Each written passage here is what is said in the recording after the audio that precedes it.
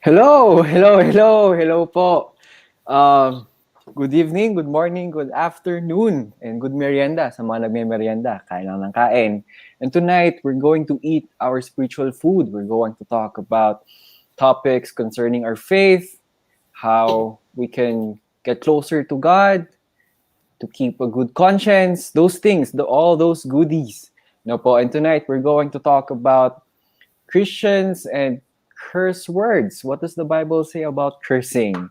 And tonight with me, of course, we have Kuya Jesse, we have Mao and Ezra. Hello guys! Good evening! Maraming salamat Brother O'Neil for the introduction. Indeed, ito po ang ating topic ngayon. Medyo light lang or parang direct na rin yung sagot natin. Especially if you're a long-term Christian, alam na natin ang sagot kaagad dito. But we can talk about this as a reminder, a review for all of us as well. And perhaps may mga bago rin tayong matututunan for tonight's lesson.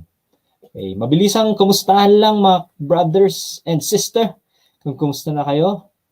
Since naka-on na ang camera mo, bro, what's up? How are things?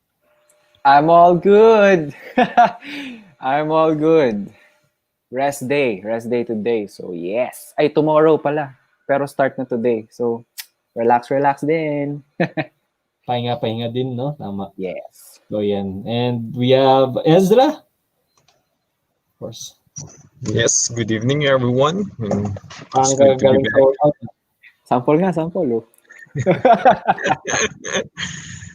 Oh. Humble lang tayo. but all doing good and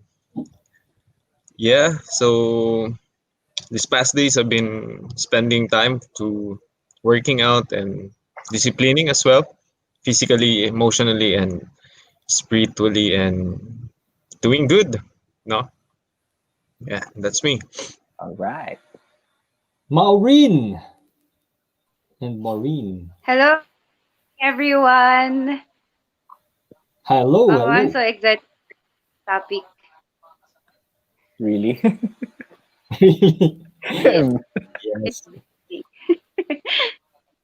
That's good. That's good to know. Okay. Thank you for joining us tonight, Ezra and Maureen. Okay, magandang gabi rin po sa ating mga kasamang nandito nagko-comment. Si Joshua Ray, Richelle, hello. Angelo, awesome, brother. Leyan, good evening. Jayag, blessed evening. Anong tinatawanan kayo ni Casimir? Or sino kayong tinatawanan ni Casimir? Okay, ayan nga po. So we are back again for our reading, reflection, and response on the Word of God daily. At nasa series pa rin po tayo ng questions about faith in Christianity. We still have a few more days before New Year. And yes, we'll have this series until the end of this year. Okay. Good evening po, Anne, and awesome power, sabi nga ni Brother Dexter. Awesome power, awesome, brother. Okay. So, welcome back. I think we're ready. Are we ready? Quick review lang. Last night, hot topic po tayo no, about Christmas and yes, the holiday. It's coming up this 2 days from now on Friday. Ayan. So I hope na anong tawag doon. Natuto po tayo sa lesson natin last night about that. If you missed it, you can just go back to it, watch the replay and rebroadcast. At kung may further questions kayo, you can directly message us or you can also join the group chat for further discussions regarding the topic. Ayan po mga kapatid. Okay. Hello, Denise, Shane. Welcome back. Tumatawa rin si Shane, no? Ayan. Okay. Let's continue with our topic then. So ang katanungan na sasagutin natin, is it a sin to curse, cuss, or swear? No. No. Okay, we're done. So may ganun. We're done. But anyway, let's dig in deeper. Pag-usapan pa natin ng mas malalim itong katanungan na ito. So before I ask my brothers about their experiences and sharing regarding this question, before, sa akin, nung high school ata ako nun nagmumura din ako. Nagmumura ako because I don't know, ewan ko sa bata siguro, parang expression siya, di ba? It's just an expression for us. But in reality, sa pandinig ng iba, hindi siya magandang pakinggan. Kaya may nagsabi sa akin noon, early on, kaya madali ko siguro siyang natanggal. Okay, mga high school pa lang. Sinabihan ako na, uy, di ba, hindi ba masama yan? Or parang pangit ng nagbabad words, ganun. Kaya after that, napaisip ako, pinag-isipan ko, oo nga, no, may point siya. May point naman siya sa totoo lang. So from that, I started to avoid speaking bad words sa pagmumura. So eventually, talagang sa akin parang hindi hindi talaga ako nagmumura. Or kung gusto kong magbanggit ng mga expression, pinapalitan ko siya ng mga funny expressions. Like kanina, nag-usap-usap kami, ginagawa ko siyang pagkain, ganun. Oh, my gulay, ganun. Or, grabe, patatas naman, no? Or ano ba? Sitaw. O sa kahit anong pagkain, di ba? Krabby Patty, or mga ganung bagay. So, yeah. Expression kasi siya, or it adds to our language, mga ganung bagay. So, for now, yun muna yung gusto kong i-share. Okay, so go ahead. Simulan mo na. Si Brother Ezra na lang mauna. Since it's been a long time din, no? Since you have shared here. Brother Ezra, go ahead, bro. I think for me, yes, I've been cursing as well before. So why? Why do I do that? Kasi the people, our community normalize it. Na it's okay to curse, to speak rash thing towards a person, and it's just normal, di ba? Kahit alam natin yung meaning ng mga sinasabi natin and it would hurt the other person, yet we continue, no? Parang wala lang, ganun. And yeah, and we grow up, even kids, di ba? Makikita natin yung mga bata, ganun na rin, nagmumura na rin, kung ano-ano yung mga pinagsasabi, and then they don't mind it. So bakit parang ganun? The reason is because our community, the people, the world, normalize it. And yun, the lesson is, if the world normalize it, it doesn't mean that it's okay. We should, as a Christian, no? Or actually, even though you are not a Christian, it's still not good to curse. Even though people normalize it, because why? Why do you curse? Yun yung question, no? Does it make you a better person? Do you look cool with doing that? Do you look big? Actually, yung nafe-feel ko dati, para akong siga, I look big, no? Parang pag nagmumara ka kasi, you're part of the world, and yun. You're in. Para kang cool, tapos cool. pasok pa sa community, lalo na pag nagkita-kita kayo, tapos andyan na yung mga kamay, bigayan, tapos mura-mura, ganyan. That's how the world does it. But then, we as a Christian, we're better than that. And actually, wala siyang dinadagdag talaga sa life natin as a Christian. Because, as said in Ephesians chapter 4, verse 9, do not let any unwholesome talk come out of your mouths, but only what is helpful for building others up according to their needs, that it may benefit those who listen.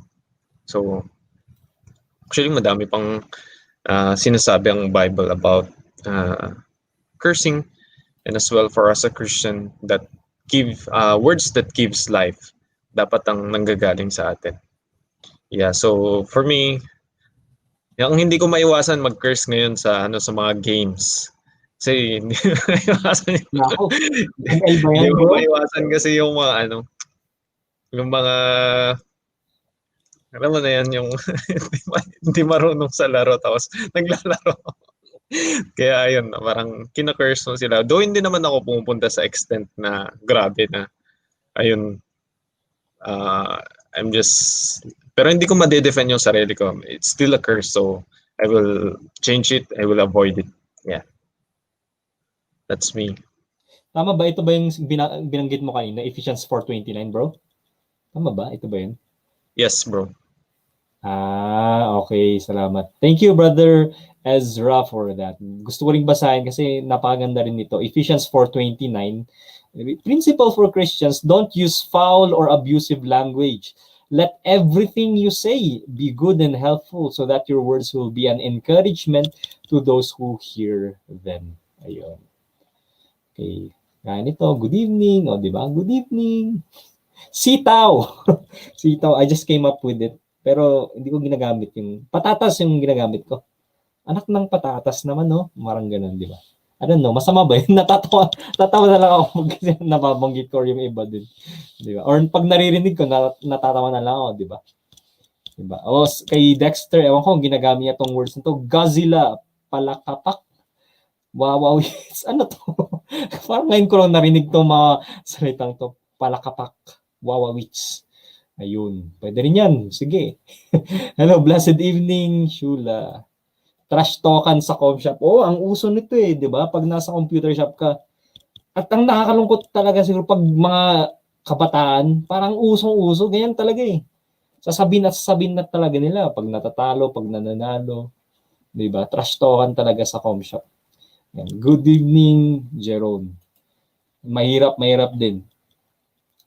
Ang hirap parang masisira din yung ano ba tawag doon, yung mood mo. I tried playing yun sa ML, sabi ni Angelo. Ang lakas nilang magmura, pati sa chat, di ba? Naglalaro na sila, tapos nagmumura pa lang. Di masisira na yung laro mo dun minsan, parang ganun. Alam mo yun? Bakit kayo ganun, no? Anyway, thank you, Brother Ezra, for the sharing. Si O'Neill or Mau? Mau, how's your connection? Welcome back. Maureen? Si O'Neill muna. Brother O'Neill. Hello! Hello. Ayun. Same experience, no? Tingin ko, dumadaan lahat dun eh. Tapos totoo yung point ni Ezra na nanonormalize. Tapos, dahil lahat gumagawa, so parang tama na. Ganon. Tapos hindi lang kabataan eh, kasi meron din ako na-encounter na matatanda na. 'Di ba? So, who should be like examples, no, sa mga kabataan, pero sila mismo nagbumura. So, itong mga bata din, lumalakas yung loob, di ba?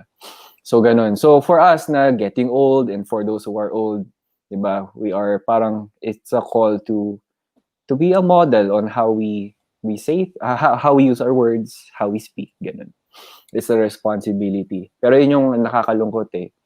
Hindi lang bata, pati lalo yung mga matatanda. So, ayun, nagiging normal tuloy siya. Tapos ako din, guilty rin ako lalo pag naglalaro. Though, wala akong kalaro eh. Ako lang. Yung mga lalaro ko, single player. Tapos ang tinatawag kong, tinatrash talk ko yung sarili ko. Kasi, alam mo yun, yung, stupidity ko, ay kino-call out ko yung sarili ko. Tapos, ganun din yung experience ko sa ML na ngayon. Old school kasi ako eh, Dota. Kaya sinukuan ko yung Dota kasi, trash talk kasi eh. Lahat sa chat, di ba? Ang dumi masyado. So, kaya pag naglalaro kami ni Teng, bots. Kasi yung mga bots, wala namang sinasabi yan eh. Kami lang yung kaya mag-chat. So, puro bots. Ganyan. Kasi toxic nga. Toxic culture yun. Na normalize yung cursing. Tapos, ngayon din lang, nagbabasa ako. Meron akong word na natutunan. Actually, naalala ko lang yung word na yun. Yung euphemism. Which means we are substituting lighter words to harsher words. So, for example, yung, the word hell is considered a curse. So, some people would use heck as a euphemism. Ganun. Pero itong blog na to, actually, she's a Christian, yung gumawa ng post na yun. Euphemism makes it lighter, but it's still a curse word. Ayun. So, for me, guilty ako kasi kasi meron yung word na S word, di ba? Which is a synonym to poop or feces. A very famous word. But I use crap. Ayun. So in many things, I substitute it. Or for example, when I'm playing a game, I die. I say, oh, crap. Ganun. Tapos nakita ko siya dun sa vlog na yun, na it's a euphemism of that word, that S word. So, tapos nag-guilty ako, wow, okay, euphemisms are lighter word but still considered bad words. So for Christians, we are still to stay away from that. So ngayon, parang, nabablanko ako, napapareflect ako na, ayun, how should I approach this? Yung mas careful dapat tayo sa words natin. Kasi yun pa rin yung meaning yun, di ba, bro? Yun pa rin yung meaning niya. Yeah. Ika. Oh. Pero kung crab. Oh, crab! Okay. Oh, crab! Oh, di ba? Maisip mo crab, yung pagkain. Go ahead, bro.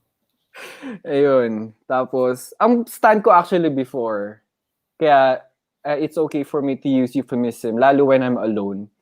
It's pag wala naman akong pinagsasabihang tao, parang ganun. So for example, may kausap ako, tapos sasabihin ko, you look like crap. So I don't think that's constructive in a way. Depende dun sa tao, ganun. So for me right now, ang stand ko is euphemisms, not harsh words. So it's somewhat lighter words or substitute words. Ayun. Pero sensitivity din talaga. Kasi sabi din dun sa blog, sharing nung nag-share nung blog, depende din sa sinong kausap mo, sensitivity to your audience. Ayun, kung wala namang walang offend, maraming things to consider. Pero it is ang recommendation niya, it is safer still to abstain from it. So kasi marami din ibang words For example, oh no, yung mga ganun, or no, di ba? Or wah, yung mga ganun expressions. It's still the same. So we can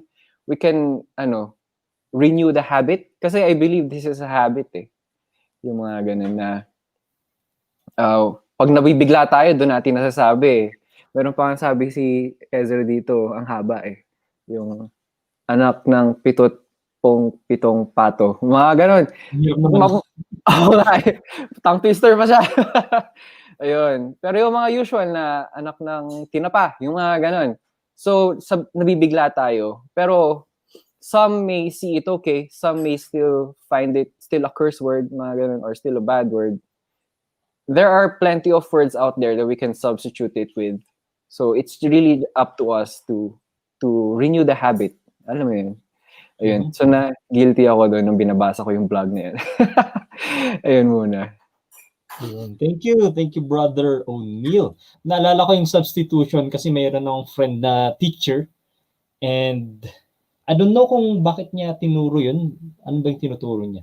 But anyway, his goal was to change the bad words daw into better words. So, ang tinuro niya sa mga students niya, imbis daw na magmumura sila, isip daw sila ng mga values. So, kung nagalit sila, patience! Ano pa ba? Hard work! And all those values. I don't know if he's watching. Pero yun yung ginagawa niya doon, which is cool, di ba? Yun. And sa experience ko naman sa teacher, talagang nagalit ako nung narinig ko yung nagbabad words yung mga estudyante ko dati. Grabe. Parang nanermon ako. Sabi ko, bad word nga, di ba? Alam mo yun nanggagaling sa loob mo, so bad siya. Ba't mo sinasabi? It's bad, di ba? That's the word already, bad. Why are you saying it? Parang gano'n. Anyway, parang nairita lang siguro ako kasi yun nga, na-mention ko sa inyo, it was very early na na-eliminate ko siya sa akin. Ayun. Pero nakakalungkot lang kasi pag naging hobby siya, ang hirap din matanggal.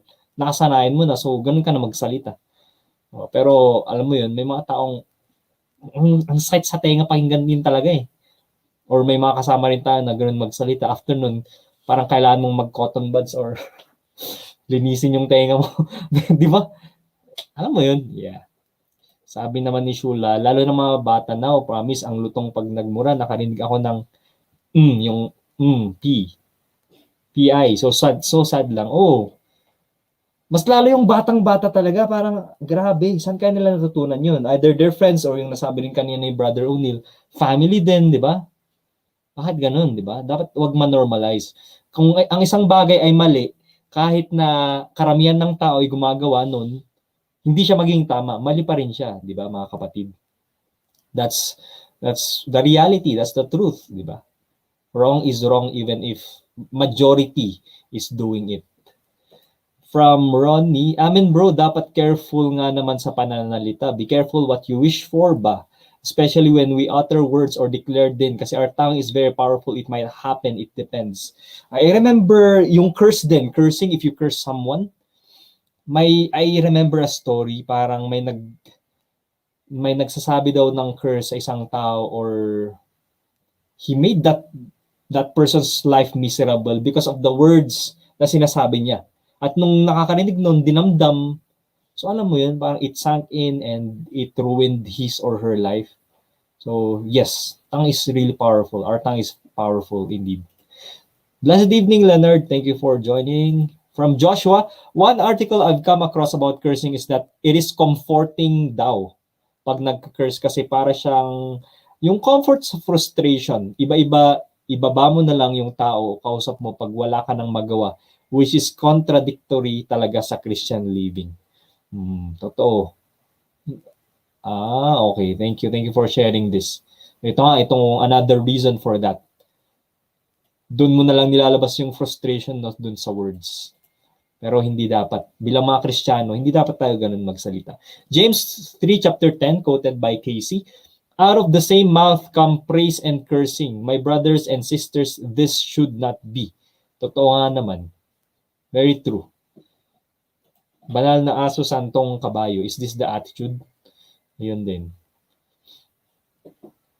From Joshua, pero as a person who is so immersed in gaming, I myself, pinagdaanan ko rin mag-trash talk, which is bad. Sabi sa James chapter 3 verse 8 to 10, but no man can tame the tongue. It is an unruly evil, full of deadly poison. With it we bless our God and Father, and with it we curse men who have been made in the similitude of God. Out of the same mouth proceed blessings and cursing. My brethren, these things ought not be so. Totoo. A good man out of the good treasure of his heart brings forth good, and an evil man out of the evil treasure of his heart brings forth evil. For out of the abundance of the heart his mouth speaks. Luke 6:45. Totoo, di ba? Parang the words that we speak, it also reflects kung ano yung nasa loob, mga kapatid, di ba? And yun yung mga napag-usapan din natin in the past, that there's a problem with the heart, at minsan, it reflects on the words we say. Saan nanggagaling yun? Sa loob. So, pag bad yung lumalabas, ibig sabihin, something's wrong inside. Okay, di ba? So, something to think about and to reflect upon. May question si Esther. How about the word shocking or shocks? May mga list of words ka dyan, di ba, Brother O'Neill, na anyway, we'll talk about that. How about grabe? Pero sa akin, I think no, I'll call on Brother O'Neill later on. Sa flip-top nakukuha. Yung mga bata na nagbumura, manonood ng flip-top. Yun din, yung nakikita nga sa mga artista, celebrity, uy, cool, I'm gonna use those words too. So, sasabihin din nila. So, yeah. Anyway. Brother O'Neill? Uy, nawala bigla si O'Neill. Because I don't think it's bad. Shocks. Pero meron yung sinabi si O'Neill kagabi regarding this. Pero yung spelling siguro nito is S-H-U-C-K. Yan. Si Brother O'Neill, welcome back. Grabe. Ito, hindi rin naman ito masama, di ba? Grabe. Grabe naman yan. Hindi naman siya masama. Parang expression lang, di ba? Okay, Brother O'Neill? Ayun. So, nabasa ko yung sa shocks, yung sa grabe. Those are okay. Ayun. So, ang shocks is shocking. So, parang ganun din lang yun. Pero, sinabi mo yung word.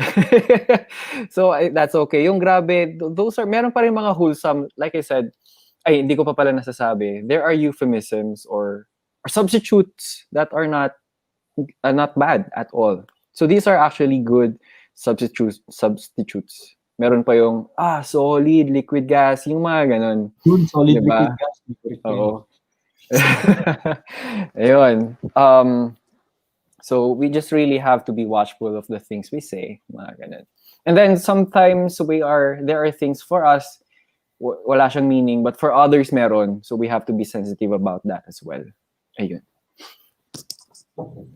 Thank you, Brother O'Neill. Sabi ni Shula, yes, it's true. Our tongue is very powerful. Yung tipong kung ano yung sinabi mo dun sa tao, it will really happen unless lang na maparebuke through prayers from our brother and sisters sa church or pastor. Okay. Kasi, ano mo yun? We had a lesson before. I don't know kung may-mention ni Ezra, pero when we were young, meron yung kanta daw na ako sticks and stones will never hurt me, but words never will. Na ang sinasabi ng kantang yun, physically you can hurt me but words will not. Pero sa totoo lang, di ba? Minsan mas masakit ang words, especially if it comes from someone you treasure, someone you value, or even your family.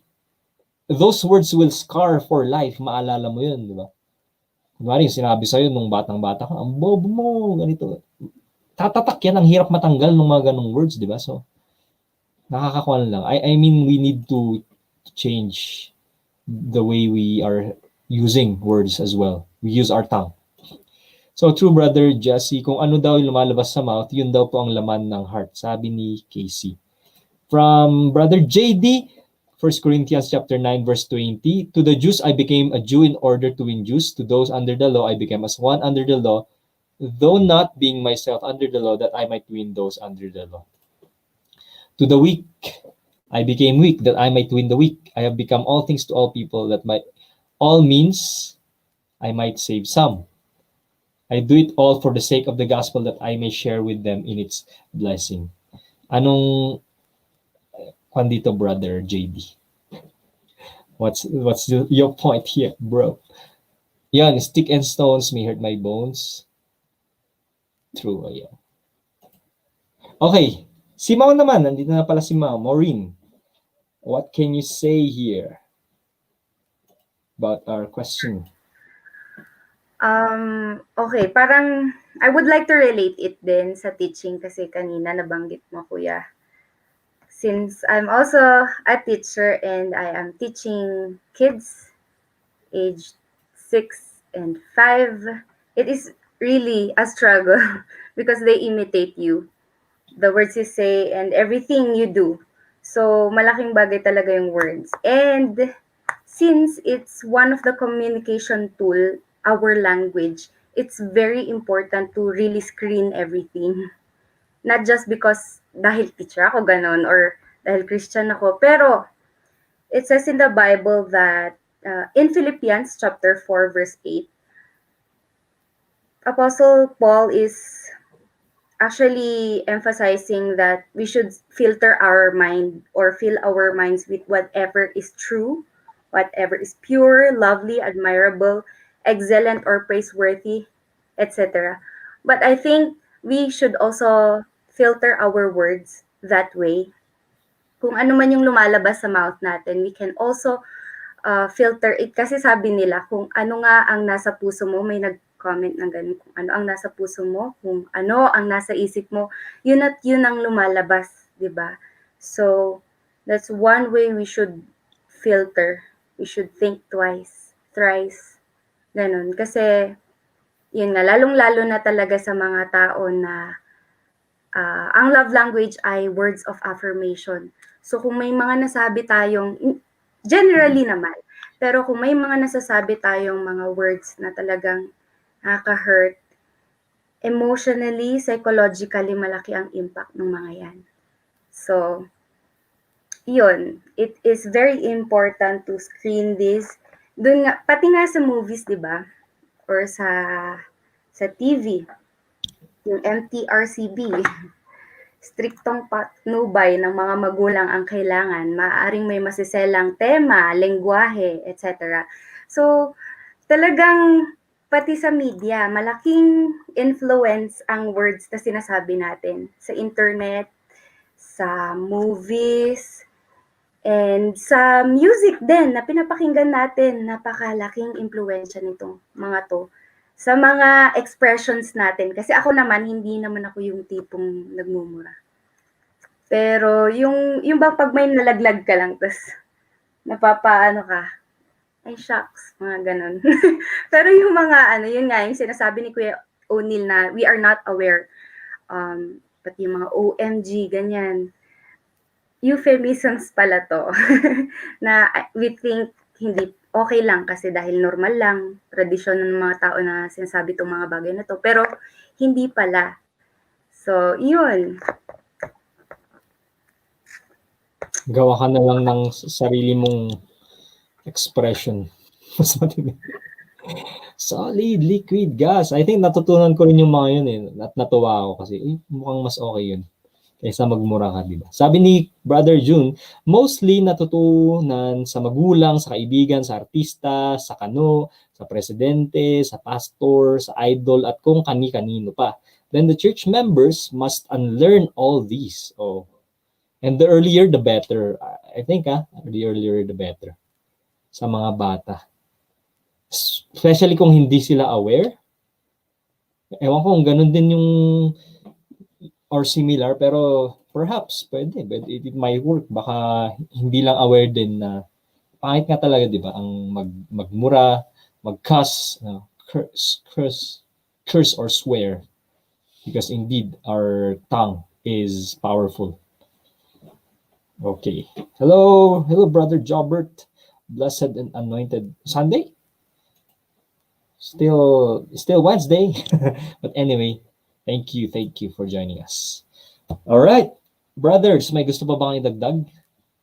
Our friends who are here. Ano pa nga ba? Brother O'Neil, go ahead. May naalala lang ako dun sa shinare ni Tito June Ma. Sabi niya, natutunan sa magulang, kaibigan. So basically, it became like a culture, you know. Actually, culture na siya. Nasali na siya sa culture eh. It became a norm. Na palamuti na ang tawag sa kanya eh, di ba? Palamuti sa sentence. Para, palamuti. Parang asin, ganun. Pero yun yung culture sa labas. Pero as Christians, for those who've been given the wisdom, how to speak, how to use words properly, sabi sa Ephesians nga, yung kinote ni Ezra sa 4:29, dapat nakaka-build up siya, di ba? Hindi siya nakaka-stumble, hindi siya nakaka-offend, ganun. So as Christians, as believers, ganun, we have our own culture, and it is here, di ba? It is the culture of edifying culture, na nakaka-encourage na culture, ganun. So hindi siya pasikatan na culture, paastigan na culture. Hindi yun yung culture natin eh. We are here to encourage one another, to edify one another, ganun. And we can use our words in doing those things. Tapos, ayun. So, reminder din, actually pati sa akin, as I speak, kinakain ko din kasi I use a lot of euphemisms na I thought they were fine, ganun. Pero ayun, we have to change that habit, that behavior. Nagre-reflect din ako ngayon on the spot. So medyo napapa-JD ako ngayon, pinaprocess ko lahat. The reason why probably I say crap a lot kasi yun nga, practice ko na siya. Tagal na. No. Before din madumi ako magsalita as in sobra. High school, with friends. Dumaan tayo dyan sa teenage phase, ganun, sa college. Tapos paastigan. So tapos ang dating ko pa noon, rakista ako pre. So dapat pag rakista ka, dapat bad boy. Ganun. 'Di ba? Yung impression na ganun. So maraming palamuti sa sentence ko. Tapos I tried removing them. I substituted euphemisms, which is a word I've learned just tonight. Na hindi rin pala sila lahat, hindi lahat or majority acceptable din kasi it's still a bad word basically. So let's change that habit. Let's change that practice to something else. Ayun. If we've done it before, diba, I can do it again. So ayun, yun lang naman. Thank you, Brother O'Neil. From Brother Junma, but what comes Out of the mouth proceeds from the heart, and this defiles a person. For out the heart come evil thoughts, murder, adultery, sexual immorality, theft, false witness, or slander. Salamat po sa mga kapatid for the clarification. I'm in safe pala. Okay, yes. Sabi sa amin dati, it doesn't matter if you make it sound good, nandun pa rin intent of cursing. Yung sa euphemism yun, di ba? Oh, actually. Pero pag expression siya, pag expression lang, kasi wala ka nang masabi or ano ba? I don't know kung consider kung it falls there. O, di ba? Kunwari, ang init-init. Man, solid liquid gas. Grabe naman yan. Oh. No, parang, hindi, ewan ko, expression lang sa akin yan. Tapos matatawa ka na lang, di ba? We change it, di ba? Grabe naman kung pati yung mga yun, bawal na. Nakakatawa na kayong words. So, yeah. But this one, the euphemism, kasi yun pa rin yung meaning. Yun yung nakakuha ko dun eh. Yung S word pinalitan ng crap, which is yun din naman yung meaning. Okay. What if pupu? Mas lighter pa yun, di ba? Oh, pupu. Okay. I don't know. Baby talk. Yun pa rin maiisip mo eh, di ba? Yun pa rin yung maiisip mo. So, I don't know. Revert to food. Or some expressions talaga. Better ones. Okay. Okay, klaro. Mabilis lang tong lesson na to. No? Parang madaling sabihin din kasi yung application talaga yung kailangan dito, mga kapatid. Especially if it becomes a habit talaga. It becomes our habit. So, the earlier na ma-realize natin yan, mas maganda. Okay. From Kashmir, I think even if we come up with safe words that we'll use as expressions, let's mind how we say it then. Even if it's safe, if how we say it sounds like a curse or padabog as well, parehas din ang effect, I think. One sharing of my ates in church, her pet peeve is the word is Ilocano, oretanan, oreitanan. Even if it's an innocent word, yung pagkasabi, oretanan, biglang ang pangit pakinggan. Parang ginagamit din nito ng mga kuya-kuya dun sa church din, no? Makes sense. Something to reflect naman. Oo nga, yung pagkasabi din, no? True. Oh, shoot. Ganon. Pwede ba yun? Shoot. Yung naisip ko 3 points. Shoot. I don't know. Pwede. As Christians po kasi dapat makita sa atin na si Lord Jesus yung pinapamuhay natin. He is holy and yung body natin ay temple niya. Hindi man ganun kadali alisin, lalo na sa mundo pa tayo, but with the help of the Lord, kakayanin. Let your speech always be gracious, seasoned with salt, so that you may know how you ought to answer each person. Yung mga questions siguro na ito, pwede rin anong tawag dun? Kung sino nakakarinig, talagang din to reminders and awareness. Kagaya sa akin, dati may mga ginagamit din akong words. And then, sinasabihan din ako.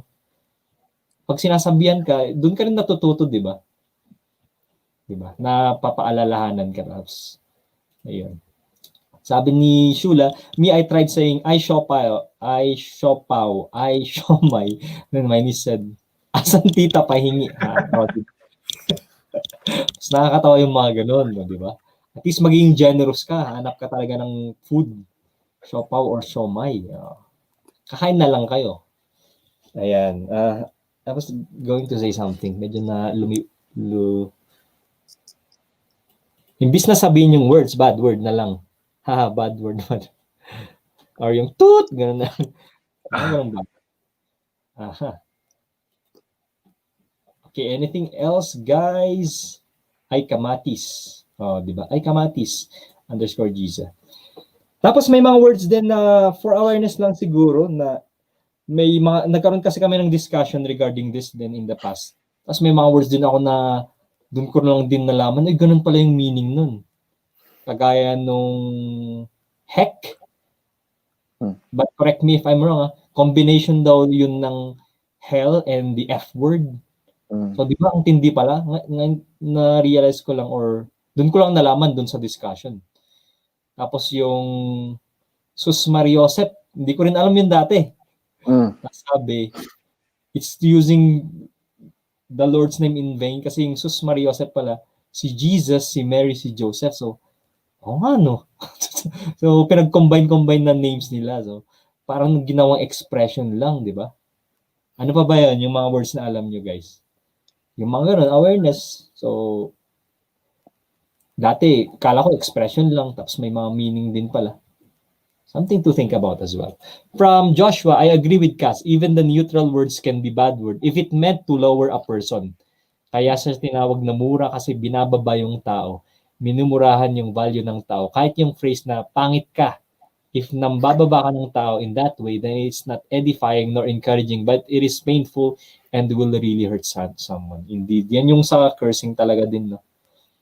Kasi ang purpose din ng word sana natin is to encourage. Yun din yung pinaka first na reading natin, which is dun sa Ephesians. Let everything you say be good and helpful. Diba? So that your words will be an encouragement to those who hear them. Sabi naman ni Ezra, pangit ako, bagay ko naman, sabi. Pangit ako, bagay ko naman. Okay. Interesting. So, I think we don't really have to discuss lahat ng words. Ano yung bawal, ano yung hindi bawal na words. Just have to think, what would Jesus do? Tapos yung words ba na sasabihin mo, anong maidudulot niyan sa taong nakikinig sa'yo? Would it have a good impact to the hearers or not? Ayun po mga kapatid. From Anne, but now yourselves are to put off all of these anger, wrath, malice, blasphemy, filthy language out of your mouth. Colossians 3:8. Actually, ang daming scriptures telling us about this, about cursing. As Christians talaga, it should never be. Never curse a person, especially in vain. Never curse a person, especially in vain. Okay, guys. I think we're done with our takeaways then. Main takeaways for this. So let's begin. Closing words, main takeaways for our verses or our question for the night. Is it a sin to curse, cuss, or swear? Simulan mo na, Brother Ezra. Actually, hindi to takeaway, but it's an application for everyone. No? So, as a Christian, what Christian should do, no? And one thing for sure that we need to do is to realize the power of words, no? And then choose our words carefully kasi nabanggit nga kanina na your words can give an impact to anyone, either negative or positive. Negative, of course, it will destroy the person, and positive, that would build up the person. And words, illustrate nila sa neutron bomb. Yung neutron bomb, sasabog siya, but then the buildings are still intact. But then, it will kill all the people through radiation.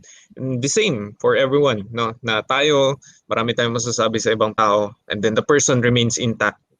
He can be alive or not hurt physically, but then deep inside,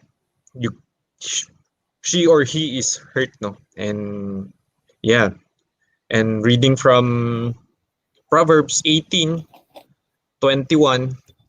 says there, death and life are in the power of tongue.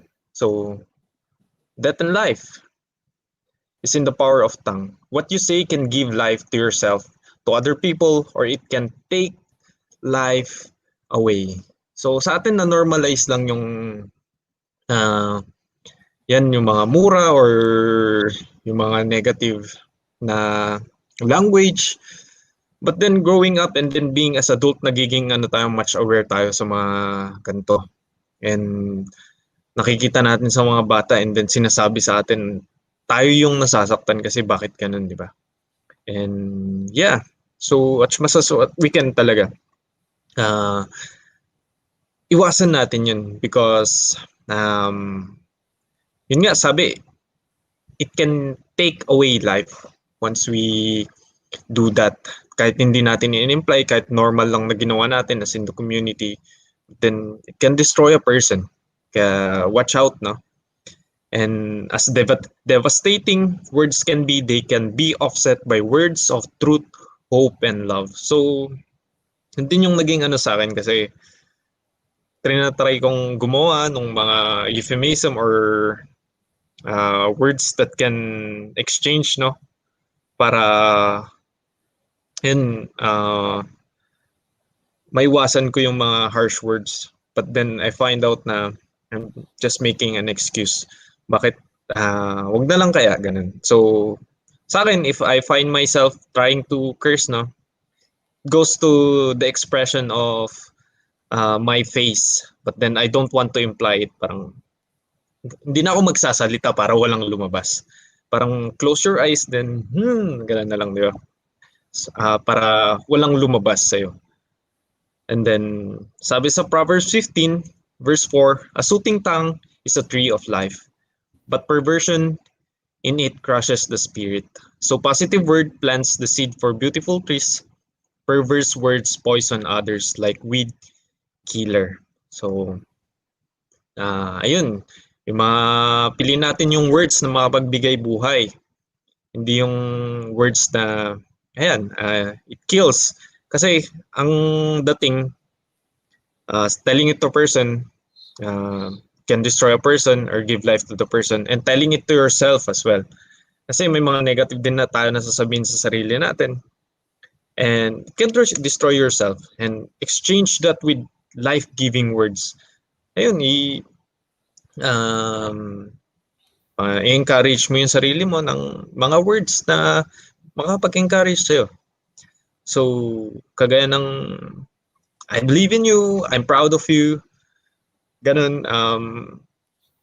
Marami pa actually, madami pang words, kumbaga, na mas mabuting sabihin kasi yung nagka-curse tayo. In Proverbs 16:24, pleasant words are a honeycomb, sweet to the soul and healing to the bones. So yun ang i-aim natin, di ba? And lastly is, yun din, of course, there are times na hindi natin makokontrol yung mga sinasabi sa atin ng mga tao, no? And we will reserve curses as well. So, ang gagawin natin, Proverbs 4:23, watch over your heart with all diligence, for from it flow the springs of life. So, do whatever it takes to keep the poison out of your heart. Kasi, yun nga, once it creeps in within you and tinake heart mo yung mga sinabi sa'yo, now guard your heart, no? Because if you know that if it's a trash, then tapon mo siya. If it's truth, accept it, though it's bitter. But then if it's means of making you a good person, no, kahit masakit, then accept it, no? And then yan.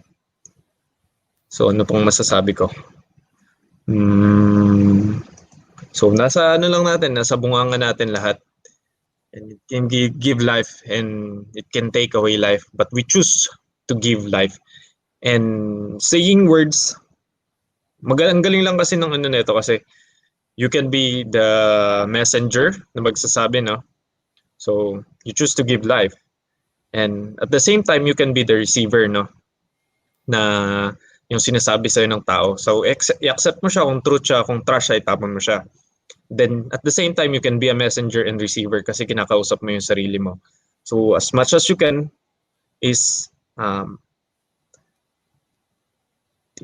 encourage yourself. Don't put down yourself mo. Okay, yun lang. Maraming salamat, Brother Ezra. Ang daming biblical principles talaga, no, na mababasa din natin sa Book of Proverbs that will guide us in how we use our words and our tongue as well. Next up, Brother O'Neil. Pero basahin muna natin yung comments. Ikaw na magbasa, bro. Andyan ka na eh. Sige. Ayun, sabi niya, sad to say sa America, but not all, na kapag nagkakamali sila, napapamura sila using Jesus Christ's name. Kaya aware din tayo, especially sa mga young people, sa mga pinapanood natin. Tama. Isa rin ako dati, nung hindi pa ako Christian, ginagawa ko mga naririnig ko. Oo, no. Dapat careful tayo sa pinapanood natin. Kasi yun yung na-absorb natin eh. Diba? Ayun. From Angelo T. Even words of apathy and cursing can actually take away lives. Just like what recently happened.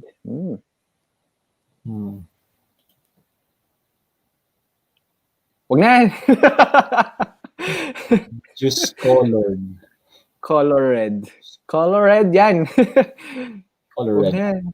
But, diba? Pero anong sagot niyo dito? Nakakasala lang yan si mama. Huwag mo nang pasinin May niya. ganyan na expression eh. May ganyan na expression ginagamit nila, bro. Nakababasa ko din. Talaga ba? Oo, ginagamit nila yan. What? Yung- Kung narinig, di anong narinig? Ganun pa rin, di ba? Oo, pag narinig. Pero pag tinype, I don't know. Pag nabasa mo, ganun pa rin din eh. Ewan ko ah. Oo nga. Palta mo na lang.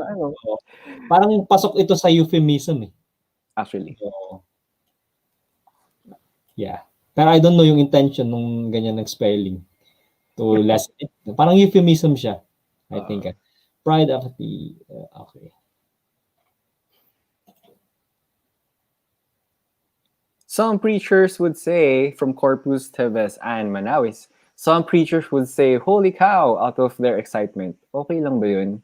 For me, personally, hindi pa rin. Kasi there are plenty of words that mas wholesome. For example, excite sila. Yung kunyari, oh, no way! Yung mga ganun. Or, really? Di ba? Kasi yung holy cow, it's still like, medyo tagilid pa rin siya, in my opinion. Ini-equate yung holiness sa cow, di ba? Kaya ang holy is God, is holy. Siya lang naman ang holy. Ginawang holy yung cow. I don't know. So, you same. From Justin. Hey, Justin. I do not curse during my junior high school days because teachers from my school are very much strict. The students are very much disciplined, kaya wala din akong naririnig from my schoolmates saying foul words. But it started to change when I transferred to a different school nung senior high school na ako. The atmosphere there is far from my previous school. Sobrang normal lang magmura at mag-middle finger. Oh no, middle finger din. Even gestures. Middle finger, even teachers do it kasi. At first, sobrang nakaka-culture shock at nairita but that. Wait, sorry, hindi ko na kita yung katuloy niya. Sige, tignan natin. Balikan natin, tignan natin sa Facebook. Dumating sa point na naging habit ko na rin magmura. Sige, ilagay natin dito. Ayun Kasi din. It's mga mura. With that being said, it's also good to choose what we have in company and whom do we surround ourselves with. Environment, no? Environment, kumbaga. Sa Kumo, guys, bawal magmura. Let's go! Kumo! Oh, yeah. Kaya natuwa ako talaga. Gusto lang i-share yung part na yun. Kasi mostly ng mga social media ngayon, di ba, toxican. Karamihan. Tapos, Pilipino pa, di ba? Tapos nung I heard about Kumo, sabi nung nag-invite sa akin, si Abage, good vibes daw dun. Paano kayong good vibes, sabi ko. And then when I explored it, ang ganda nung one. Sa akin na personally, syempre, Christian din. Yung rules nila dun, bawal magmura, ganito, bawal ganito. Ang daming bawal, which is okay lang naman kasi yung environment, maganda yung environment. Share ko lang. Anyway, last. Ayun, from Richelle. So, is it a sin to curse, cuss, or swear? Answer is yes. Well, it might be hard to comply, but we have to. Personally, I have a lot of experience kasi medyo kikay ako, but we have to do it. We have to do what is right. God bless everyone. Yeah. God bless. Okay, ikaw na bro, closing. Ayun, closing. Ano ba? Actually, kompleto na yung sinabi ni Ezra sa application. Everything's in the Bible, especially sa Proverbs, no? It teaches us how to control our tongue, our lips.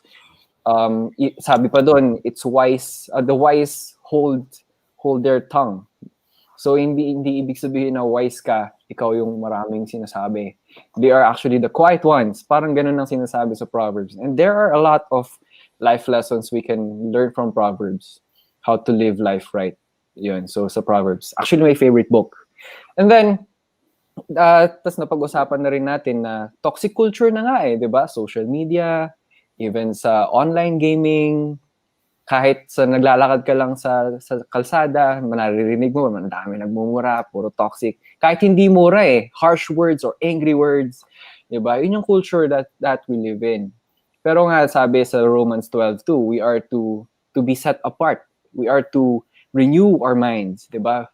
We are, so basahin na natin, Romans 12:2. And do not conform to the patterns of this world. So apparently, yung pattern is spewing out harsh words and all those. We're not to conform to that anymore. But be transformed by the renewing of your mind. So it starts with the mind. Kasi it's a habit.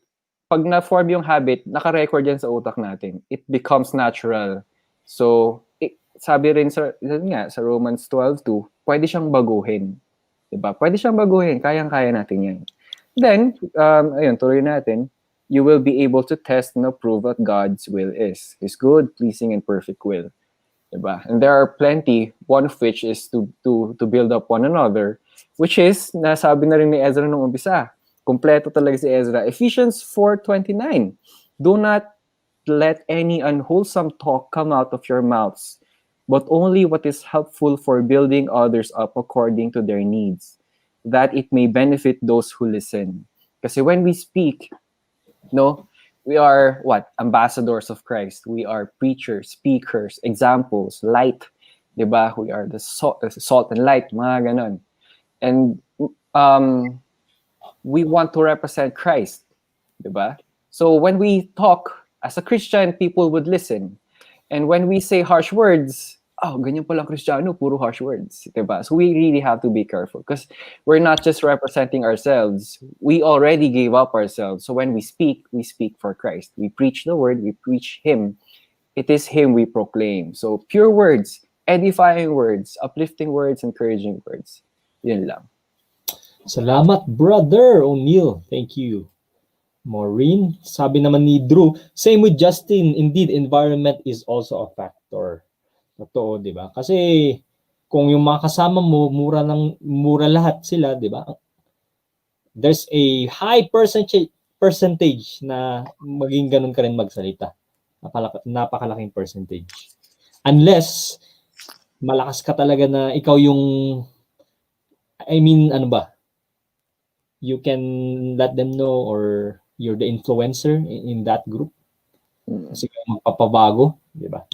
Pwede rin naman yun. Matindi yun, malupit. Tapos may kumupulis pa sa kumo. Ayun, yes. May nagmo-moderate kumbaga. Which is good. Okay, Maureen. Sa akin naman, generally, kahit na hindi cursing, syempre, di ba, you should not curse, pero not just swearing, yung generally speaking, the way we talk to others, then it helps a lot in influencing others, especially that we're Christians. We should be it's very striking for me yung verse na kinote ni Kuya Andre, Colossians chapter 4 verse 6. Our speech should be gracious and seasoned with salt. That's very wow. Like every day, we should be really very careful with our words. Kahit na na sa tingin natin yung intention natin hindi magmura or minsan nga joke lang tayo sa kapwa natin, hindi natin alam na ma-offend pa natin sila. Just alam mo yun, parang nag-make fun lang tayo pero hindi pala nakakatuwa or hindi siya edifying. So let's just choose encouraging words. And did you know that affirmative words or encouraging words can also help us in our health. It decreases health deteriorating stress according to research, and it it is effective in intervention pag may mga abuse sa mga children, ganon. Parang yun yung verse ni Ezra, it's like honey comb. It's really amazing na others can hurt you through words, but other people can also heal you through good words and encouraging words. So let's choose the words that we use every day. Choose to be wise. Choose to say good things and choose to be kind, just like Jesus. Amen. Thank you for sharing that. Indeed, hindi lang sa cursing, but the words we say, talagang encouragement. At ang napansin ko dito sa mga verses din, look at the words used. Let your speech always, andun yung word na always. Tapos yung Ephesians, let everything you say be good. So talagang, alam mo yun, it encompasses everything din talaga. Seasoned with salt. Uy, sakto lang pala. Kaya food yung ginagamit ko, seasoned with salt. Joke lang. So that you may know how you ought to answer each person. Ayan. Okay. Brother Ezra, may share ka pa? Last? Down. Yeah, last. One thing more, when we encounter people na nagmumura, mga kaibigan natin, don't condemn them naman na ayun, yung tayo na yung magiging masama, kumbaga. We can correct them gently, no? Because before, we have a new Christian on newly baptized, and nakalaro ko sila sa computer shop, tapos katabi ko siya. Tapos mura siya ng mura. No? Siyempre gusto kong sabihin, uy, Kristiyano tayo, ganyan. But at the first, no, hinayaan ko lang siya magmura, ganyan, out of frustration, ganyan. O, sumuwi kami, ganyan. The second time, laro kami, tapos same na naman, na. Doon ko na siya sinabihan na, uy, bro, di ba Kristiyano tayo, ganyan. So, correct them gently, no. And then there are others naman who are friends. It's either a Christian or not a Christian. And then paggalit sila, no? And then if you yourself can take in yung mga sasabihin nila na curse or kung ano man, might as well you take it kaysa sabihin nila sa ibang tao na hindi nila ma-handle or masasaktan sila. So if yourself, kung kaya mo tanggapin from your friends, take it at itapon mo na lang for yourself. And then at the end of pag kalmado na and ganyan na yung situation, then we try to correct them gently, no. Alam mo, napakinggan kita and then I'm really sad, or i-comfort mo siya ganun, but then yung mga words mo na ganun, kasi hindi naman nakakadagdag sa sitwasyon mo or nakaka-help sa problema mo, might as well change it, ganun. And I've experienced that for Christian as well, na galit na bigla siyang nagmura, tapos ayun, buti na lang ako yung kausap niya, yun yung thankful ako kasi kaya kong i-handle and I'm not taking it personally towards myself. Then after that, pagkalmado na yung situation, then correct her, no, na sabihin mo sa kanya na of all the situations, dapat yun, yung words natin is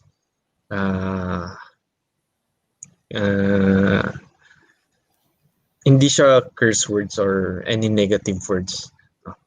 So yeah, that's one thing that I can add. Thank you for the sharing regarding non-judgment pa rin, which is our goal, to learn, to teach. Baka yun nga, dahil nakasanayan or hindi rin aware. So, okay lang namang you remind them, and, uy, bunga mo, mga ganyan. Especially kung friends, di ba? Sakto lang naman. Makikinig din naman sila sa'yo. And, yes. It's good. All good. Okay. Maraming salamat po mga kapatid sa inyong pagsama for tonight's session. So, is it a sin to curse? Yes, it's a sin. And we have to change. We have to change our words indeed. Okay, maraming salamat po. sa inyong pagsama. May sinabi si Ian, meron akong kaibigan, di siya nagpapanumpa sa wata ng Pilipinas. Bawal daw sa kanila? Ha? Bakit? Na-curious tuloy ako. Bakit bawal? Anyway, thank you. Maraming salamat po sa inyong lahat. Thank you guys for joining us. Hope to see you again tomorrow for another episode on our Daily Hours Questions about Faith and Christianity. 9 p.m. onwards dito sa Facebook, Kumo, or YouTube. God bless you all. Stay healthy, not just physically, most importantly, spiritually, to stay awesome and to stay with Jesus. Thank you guys, mga ka-awesome, ka-kumo, ka-tropa. God bless you all. O'Neil, Ezra, Maureen, maraming salamat po. And let's be the light wherever we are, fellow Christians. Let the light of Jesus or the beauty of Jesus be seen in you. Thank you po. Maraming salamat po. Don't forget to pray. God bless. God bless. Stay awesome, you all. Salamat po. Awesome! Awesome.